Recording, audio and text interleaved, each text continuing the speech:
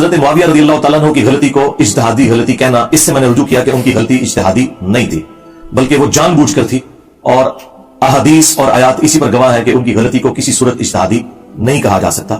زیادہ سے زیادہ ان کی غلطی اجتہادی قتل عمار سے پہلے کنسیڈر ہو سکتی ہے۔ قتل عمار کے بعد جب ان کے اپنے ساتھیوں میں سے بھی کئی لوگوں نے توبہ کر لی اور انہیں آ کے سمجھایا، اس کے باوجود وہ اپنی غلطی پر اڑے رہے، اب اسے اجتہادی نہیں کہا جا سکتا۔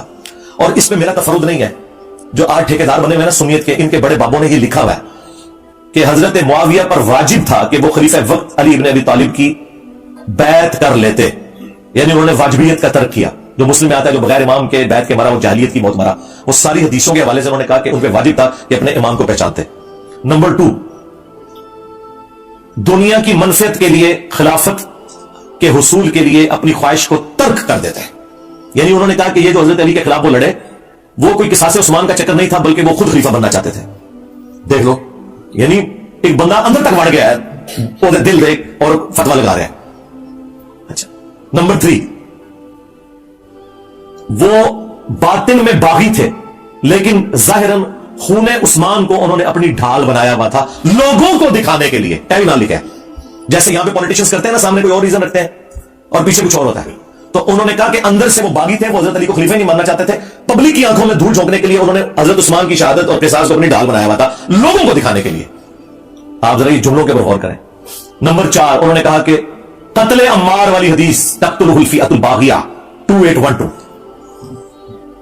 2812 یہ میری بوتل ہوتے لکھا ہے۔ اچھا، قتل عمار والی حدیث حضرت معاویہ کی چھپی ہوئی بغاوت کو ظاہر کر دیتی ہے، یہ چوتھا فکر۔ اور 5واں انہوں نے لکھا کہ حضرت معاویہ کے عمل نے قرآن اور سنت دونوں کو پیٹ کے پیچھے ڈال دیا، یعنی بجائے انہوں نے قرآن اور سنت پہ عمل کرنے کے، انہوں نے اپنے اس نفس کی پیروی کرتے ہوئے یہ سب کچھ کیا۔ مجھے بتائیں اس کے بعد کوئی جملہ رہ گیا؟ لیکن جب سورہ الحجرات میں آیا کہ جب مومنوں کا گروہ باغی ہو جائے اس کے خلاف تلوار اٹھاؤ جب تک کہ وہ توبہ نہ کر لے، اسی کے تحت حضرت علی نے جنگ جمل صفین اور نہروان لڑی تھی۔ حضرت علی سے زیادہ کوئی قرآن نہیں جانتا تھا، حضرت علی نے جنگ بالکل حق کے اوپر کی۔ یہ جو حدیث ہے نا 7083، اس کے کانٹیکسٹ میں بدر الدین عینی نے لکھا کہ علامہ کرمانی تو کہتے ہیں کہ حضرت معاویہ کو 1 اجر ملے گا اور حضرت علی کو 2 اجر ملیں گے، کیونکہ حضرت علی حق پہ تھے اور دونوں مجتہد تھے۔ تو بدر الدین عینی پتہ کیا لکھتے ہیں؟ وہ کہتے ہیں میں کہتا ہوں کہ حضرت معاویہ کو 1 اجر کیسے ملے گا جبکہ ان تک قتل عمار والی حدیث پہنچ چکی تھی۔ سرکار 2812 سارے نے گاٹے فٹ ہوئی جائے، دیکھ لو ملا علی قاری متاثر ہوا 2812 تو تائیں انہیں کہہ رہا 5878 نمبر حدیث۔ اچھا، بدر الدین عینی کہتا ہے 2812 آ گئی ہے، اور معاویہ کی غلطی کیوں نہیں ہے؟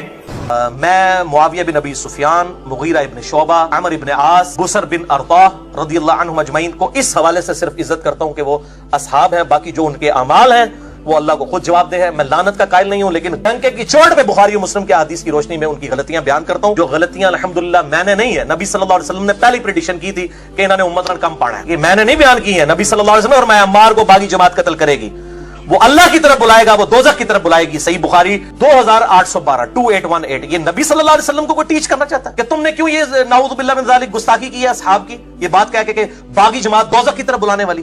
اپنے ایمان کی فکر کریں، اس پارٹی کو بچانے کی خاطر کہ اپنا ایمان ہی نہ گوا بیٹھا۔ معاویہ کے یہاں شراب کی خرید فروخت ہوتی، معاویہ کے سود جائز تھا، معاویہ کے یہاں ریشم کے کپڑے پہنے جاتے تھے، معاویہ کے یہاں صحابہ کی گردنیں کاٹی جاتی تھی، معاویہ کے یہاں حضرت علی کو گالی دی جاتی تھی، حضرت فاطمہ جو خواتین جنت کی سردار ہیں ان کو گالی بکی جاتی تھی، حسین و حسن کو قتل کروایا اور دھمکیاں دی اور ان کو گالیوں سے نوازا جاتا تھا۔ وہ گھر تھا جہاں یہ ہوتا تھا، اور میں بہت تفصیل سے بتا چکا ہوں کہ جس وقت حضرت حسین کا سر اور دیگر افراد کا سر یزید کے دربار میں لایا گیا تو وہ فخر کے ساتھ یہ اشعار پڑھ رہا تھا کہ کاش کہ میرے آبا و اجداد جن کو بدر میں کاٹ کے پھینکا تھا علی نے، کاش کہ وہ آج ہوتے اور خوش ہوتے کہ میں نے محمد کے خاندان سے بدلہ لے لیا ہے۔ صحیح سندوں کے ساتھ یہ روایتیں موجود ہیں۔ معاویہ کے نام پر مسجدیں، معاویہ کے نام پہ پوتے کا نام، یہ تو نام ہی غلط ہے۔ معاویہ یہ تو بھونکنے والی کتی کو کہتی ہیں،